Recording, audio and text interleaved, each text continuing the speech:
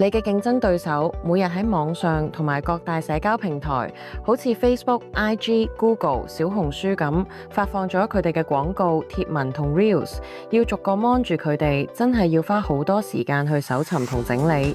要緊貼住個市場觸覺，仲要留意 KOL 熱門 channel 嘅最新動向、娛樂圈嘅熱話同埋各式各樣嘅消費生活資訊。就算你肯每日花時間去追蹤咁多嘢，你都未必睇到你想睇嘅資訊，因為你睇到咩？係個演算法話事嘅，除非你自己主動去逐個揾。最慘嘅係，好多人為咗工作，焗住將大量同工作有關嘅專頁加到自己嘅社交媒體度，搞到工作同私人時間亂晒，影響工作效率之餘，仲影響埋自己嘅 me time。以前要 mon 住競爭對手或者攞市場資訊係一件成本好高嘅事，唔好話個人，好多公司都未必願意負擔咁貴嘅費用。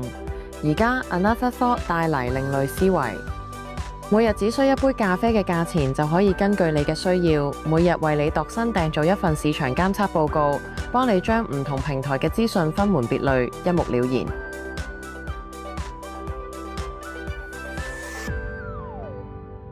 仲有埋條 link， 一 click 就睇到原本嘅 post 同埋對手廣告，幫你節省大量搜尋同整理資訊嘅時間，更提供 AI 分析同總結，方便你把握每個精闢重點。最重要嘅係唔使再俾演算法篩走你需要嘅重要資訊，令你同你嘅團隊每日都有一個最 update 嘅自己。